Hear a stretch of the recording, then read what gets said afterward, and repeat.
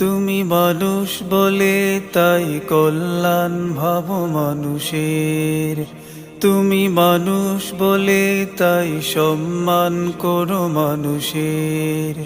তুমি মানুষকে খুশি করে মুঠো মুঠো সুখ খুঁজে বেড়াও, তুমি হতাশ বুকের মাঝে সুআশার দীপ জ্বেলে বেড়াও। তোমার গুণগুলো সবচেয়ে ভালোবাসেন আল্লাহ। জাযাকাল্লাহ, জাযাকাল্লাহ, জাযাকাল্লাহ, জাযাকাল্লাহ।